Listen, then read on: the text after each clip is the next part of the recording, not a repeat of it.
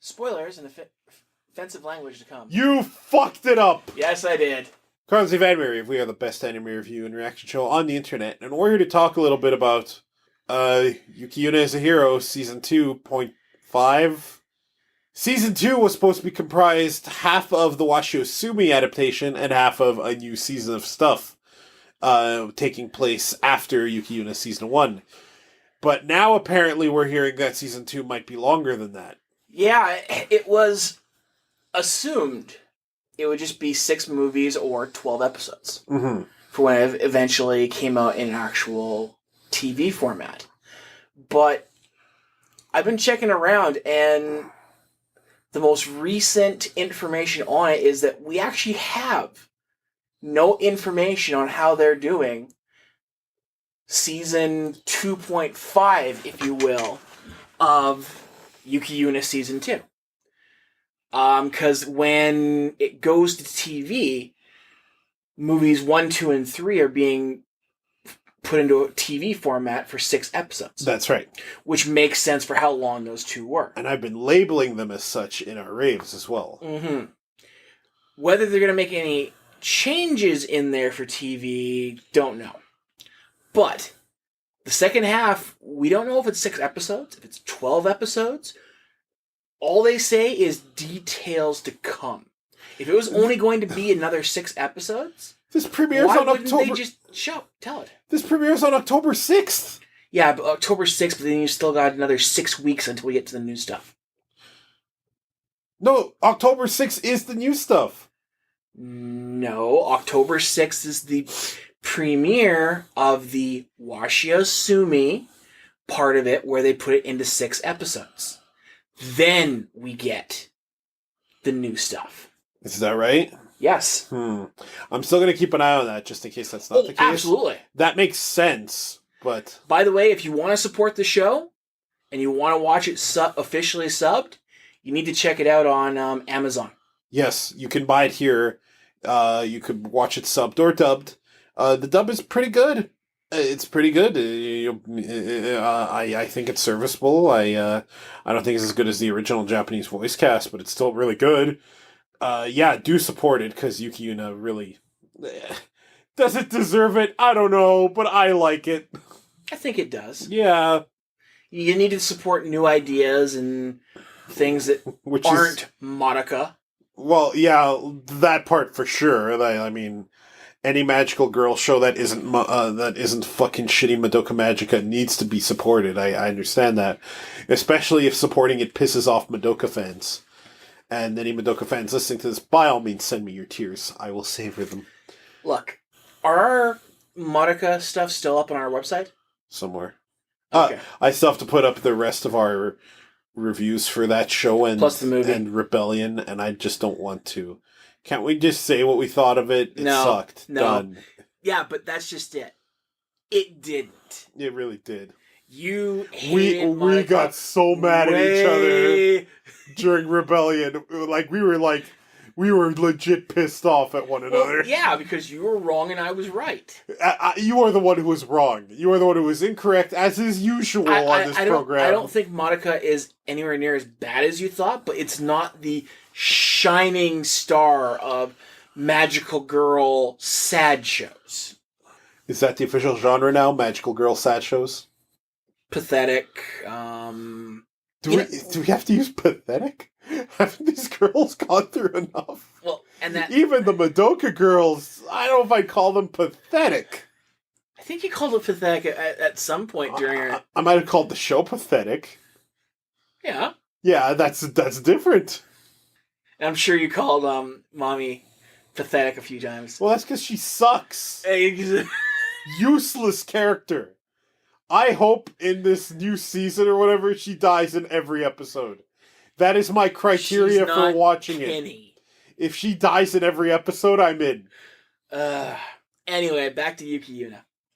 Right. We should probably mention that this video is just some speculation on the remainder of Season 2 based on apparently not knowing how many episodes it's going to be now. And also on that really haunting key visual that was released not too long ago. Where Yuna looks... tired. Yeah. not angry. She just looks tired. Like she's seen some shit. Like, I think they're probably going to do a time jump. Probably jump a couple years kind of thing to when they're back and then flash back to how they became heroes again. Especially based on the key image. Usually they release these key images as being, looking at this image, you can tell a little bit about what's going on.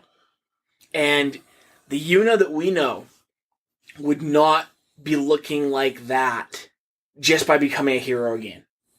Kind of thing. Stuff has to have happened. Maybe. I mean... It could be that she's more reluctant than we predicted to get back into it, right? So... there's still a discussion whether she ever actually stopped being a hero. Oh, you're not still buying into that Jacob's Ladder bullshit where she's still secretly fighting and... No.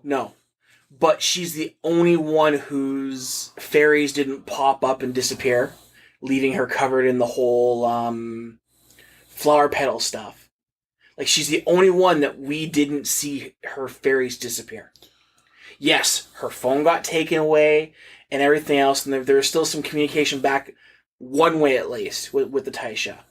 But there's a reason why they did that. We still also have the question of, in the preview image, why her and Togo and Karin had full Mankai meters. There is that as well. Mm-hmm, mm-hmm.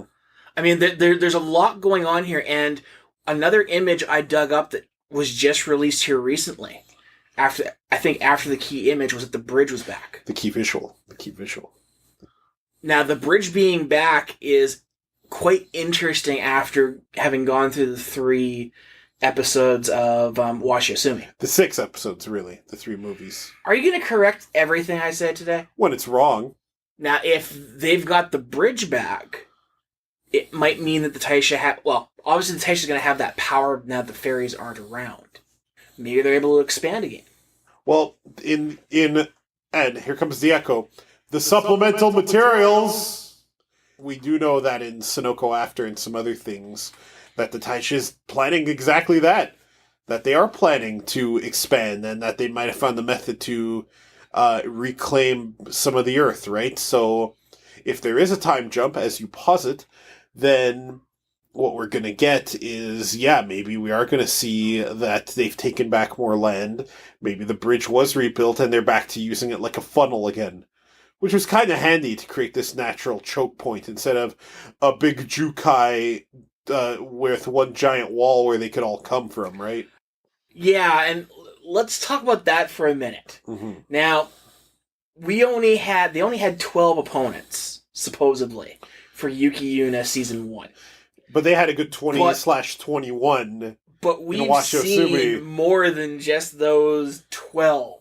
Now, when I was editing the last Washiosumi movie, and I saw that image, I did notice that some of them looked very familiar. They could have been doubling up on Vertex models, because there appear to be 12 models of Vertex, 13 if you count the basic spermy ones. It's entirely possible that that's as many as there are. That's why I think it'd be cool to introduce new models to show the Vertex really evolving. And as part of the supplemental materials, we now also know about the Sentinels. Yes. Now, I think what's that stupid girl's name? I don't care. It's a new light novel that takes place between Yuki Yuna Season 1 and 2. Karin's friend, who didn't get to be a hero, is mad at Karin is now one of the sentinels for the Taisha and wearing some kind of weird Taisha Iron Man armor. But they're not technically heroes, this group of people. But they can fight. I think this is actually a little bit more important than that key visual. Thank you. Mainly because, yes, we have Ferryman armor. I am Ferryman! Beware my giant tool! It's a sword. I should have made that clear. It's not a dick. It's not a dick. And the fact that they are protecting the heroes from outside interference. Like, now, say, if the Vertex have managed to take human form and infiltrate the school? I'm thinking it's something like that, because why would you need to protect the heroes in a non-hero form from outside interference unless, A, the Vertexes or leaders had found a way to make... Did we clarify what the plural of vertex is? Is it just vertex? Is it vertexes? Is it vertices? I don't know. Is it just vertex? I think it's just vertex, but still. The enemy has found new ways to try and get at the heroes without having to come through as a vertex. Or there actually were other free sites, and they're interfering. It's possible. I've always said it'd be... Okay, I know I said it as a joke, but it would be cool if around the world there were pockets and their own gods were protecting them. Like, what if there was a Greek god version of this, or a Norse god version of this, or John Cena, yada yada yada. Oh, like what if they had shit like that? That'd be pretty neat. Well, that would definitely have the whole interference part down. If the Vertex are able to take human form to mix in, these forms of Vertex would need to be... Well, we don't know if the Vertex is sentient or not, but these forms would have to be, right? Mm-hmm. I still think it would be fascinating to have a character who's a Vertex who, upon gaining the sentience, decides they don't want to kill humanity. So yeah, that's the new information we have on Season 2.5, as I'm going to call it. It's kind of a weird title. What if it ends up being large? Then wouldn't it be, if it's more than 6 episodes, then wouldn't it be Season 2.25? Whatever. Jesus Christ, we're going to have to get a 3-pi system out. We're going to need a protractor to calculate what we call this season. Still, though, we are in uncharted territory. Now the real pain and sadness can begin. I think it would be kind of cool if the teacher from the Washio group popped up. The one who was training them? Yeah, huh? Because she wasn't your typical type of Taisha asshole. She actually cared, even though she still had to hide things from the girls. I think we need a rep. She was a Taisha rep, really. Bringing her in was great because it gave us a face of the Taisha that we didn't instantly hate. Greetings, folks. Carlos here. Something that Dave and I forgot to mention is that the teacher, Aki, is not actually like she's only referred to in the original Washio Sumi light novels. She's not actually seen or named. So, in essence, she's kind of a new character, so she might factor into the Season 2.5. Even by the end of the show, I didn't hate her character. I thought it was... I thought her putting on the mask at the end and basically becoming another faceless member of the Taisha was actually quite poignant.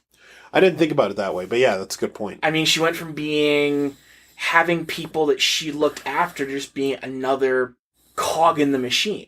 So her suddenly popping up and having, instead of it being us always, Karen's uncle's or brother's a piece of shit / Itsuki and her sister's uncle or whatever it was, instead of those being just 2 names that we know being our focal point, having that teacher as the focal point's much better.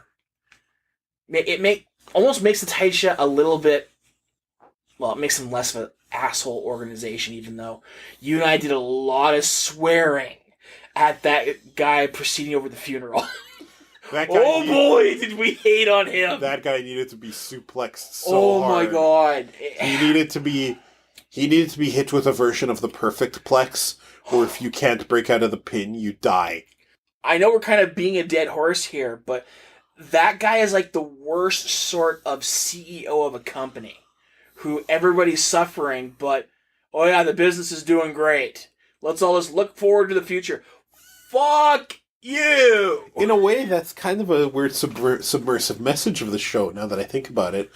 In Yuki Yuna Season 1, the Taisha is being very unclear about the side effects of the Mankai, and in a way that is kind of like... corporate culture, not only in Japan, but here, where in big companies, the higher-ups hide things instead of coming clean, right? Look at this Equifax shit that just happened. And in Washio Sumi, we got them throwing out Microsoft Word docs talking about the heroes as human resources, which is another big corporate thing to do. Just there's a little bit of an anti-corporate vibe symbolically to Yuki Yuna. I always appreciate that because I'm pretty anti-corporate in general, right? Not in terms of the products I buy, but more in the sense that I hate capitalism. But that's kind of an interesting take on this, to kind of use this message, this show as a medium to go, hey, look at how the big brother corporate hurts people. And I mean, this little strip of land is highly industrialized for some reason. So I mean, maybe there's more to it than that. Could be. Yeah, could be. So, who's part of the Tournament of Power, do you think? Obviously, Yuna's going to be the leader of the group. You think Togo would let Yuna go alone? Of course not. We don't have enough people to fill a Tournament of Power, because now we're getting into random classmates. I don't know. I think we could still get a fighting game going here. We just have to include the dead. Yeah, we'd have to include Gin. We'd have to include... Okay, wait. That's 7 characters. Who else would be in it? Do we include Nogi Wakaba people from long ago? Okay, so that increases our roster to 12. More than good enough for a freaking fighting game. The fighting game doesn't need to have 50 characters. Karn's rival group, is that another 5 characters? Sure. Okay, we got 17 solid characters. Are the Vertex playable? No. That seems like a wasted opportunity to me. No, they'd be the boss rounds. Man, I want to do bullshit infinites with fucking Leo Vertex and its giant sunballs. Actually, you know what? Oh man, this would actually work. You know how they made an Attack on Titan Dynasty Warrior style game? Uh-huh. If you can do Attack on Titan... Yuki Yuna Muso? Yuki Yuna Muso. YuYuMu? Yep. The thing about playing YuYuMu is that that you don't really have the encounters with enemies, factions, because every human's on your side, right? The only thing I can think of is, do you play the scenario where they had to fight Togo? Okay, we got that one. Well, you could also make up a whole bunch of things. Like, you could do a back-in-time kind of combat system back when they were first fighting the Vertex, when the Vertex were taking out the world. You could... Like, you have timeline scenarios here that you could make a really good game based around, because your foot soldiers would be the little white fucking sperm guys. No, I realize that, but that's like your only foot soldier. Look, you'd be killing hundreds upon hundreds of them, and occasionally one of the 12-plus unique Vertex, which would all have to be unique encounters, because these are not foot-level guys. These are not street-level fighters, right? So all I'm saying is that there's potential here. Yes, your enemy pool isn't as big as you want, but if we're introducing human-style Vertex in 2.5, there's no reason that you can't start adding those into past stuff. This could be an infiltration thing that's been going on since the beginning. I mean, so then we're getting playable Vertex, then. Sure. All I'm saying is, you could have a sort of jump and fly around the screen style combat against a Vertex in a Muso style game. The Vertex humans should all have names from that one EA versus Marvel fighting game. Like, no. The Johnny Ohm should be the electric Vertex man. So we got Yuna Yuki, we got Memori Togo, we got Johnny Ohm. Oh John my. Cena, obviously. Yeah, I think I'd like to play this fighting game. I'd like to play this Muso game I'm talking about. No, I know. I'm repurposing it. For a fighter, I suppose they could try to cross over with a property that has other fighters to offer. I think Symphogear is an easy one there. Though power level wise, I still think the Yuki Yuna crew beats the Symphogear crew. The Symphogear crew is pretty broken, but we're still talking about like nuclear punches and shit coming from Yuna's side. Then again, their powers only work inside the... They've transformed outside of the Jukai. They've transformed, but they haven't done any of their major powers. Yeah, they fought each other. Remember when Fu went off the deep end? Yes, Karin tried to stop her and nearly died for her trouble. No, their things work outside the Jukai. It's just what's the point? I think in the supplemental materials, Yuki Yuna and company actually did that once as cosplay for a play. Which, to me, seems like an abuse of power. Then again, fuck the Taisha. I get to use this to cosplay. Again, if the Taisha isn't going to have them have a handler / somebody they can talk to in times of need and everything else, fuck them. If your only communication back and forth is through the fucking cell phone text messaging system, fuck you as they're typing out on their cell phone. So I'm going to name a bunch of things. You're going to tell me how likely they are to happen in Season 2, okay? Okay. Alright, here it goes. Vertex humans who have infiltrated the society. Probably. Okay. Yuna and Togo in an actual relationship. Just friends. Karin admitting her feelings for Yuna. Just friends. Some other Yuri pairing I'm not mentioning. Just friends. You getting suplexed through this floor right now? No. Okay. Them having an actual handler. Yes. That handler being the teacher. I hope so. Assuming a time skip and everyone in the world has been told about the Vertex and are able to choose. Hang on. Told again. Told again about the Vertex. That's it's still one of the plot holes that I can't wrap my mind around. Because there is no memory loss by normal humans here. But a giant part of the current civilization knows that certain girls in our class disappear for a duty with the Taisha. And yet none of this is ever mentioned again, nor do any of their class's students freak out when they disappear from class. Let's bring that one up now here, because I've watched the entire thing all over again recently.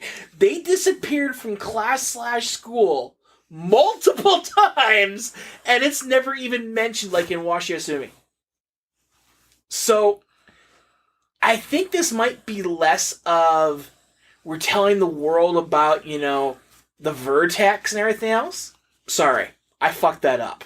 It's going to be that they're going to be telling them that they're fighting against the Vertex and that they're a little pocket of what's left of the world.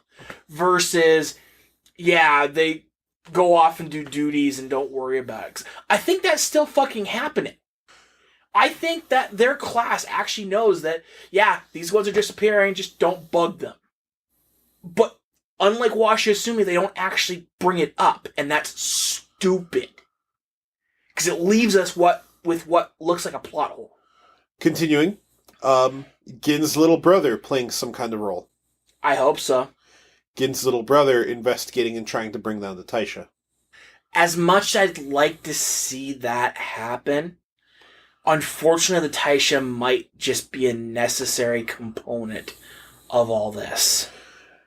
I want to see it based off of Washi Asumi's stuff, but the fact is taking down the Taisha means stripping them of their powers, probably. That's not a good thing. Male heroes or sentinels? No.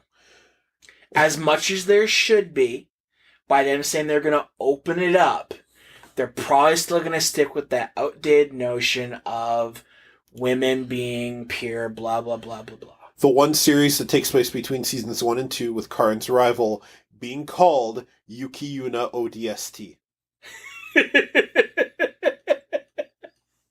I would say only if Nathan Fillion gets to voice one of them, but... Next point, will Nathan Fillion be involved? He should be, but unfortunately not. Okay, let's assume that there's a Vertex human who infiltrates them and is an important character, whether or not they betray the Vertex or not. Are they voiced by John Young Bosch or Crispin Freeman? I also accept Nathan Fillion in this role. Nathan Fillion. Good answer. Nathan Fillion, or either of those other two make everything better. Cool. I'm running out of things to ask. The Shinju-sama. It being revealed that the Taisha or the Shinju-sama created the Vertex. They're not going to play that card this early. You think we got another season happening? I think this is probably a show that will go on for probably another 5 years. Between the supplemental material and the animes, yeah, we're in it for the long haul. Season 2.5 is not going to end what's going on. Note to self when editing, make sure you catch Dave's supplemental material and throw an echo on that shit. So slipped it right in there. Because, it's almost too soon. They're revealing way too much for it to end that quickly.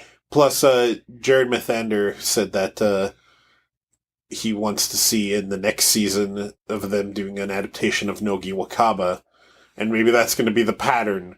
The season starts with an adaptation of a light novel, and then goes on to what happened next for Yuna.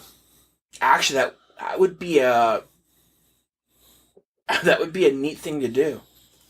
Kind of like how we're doing our reviews of Symphogear right now. Current episode, all of season 1.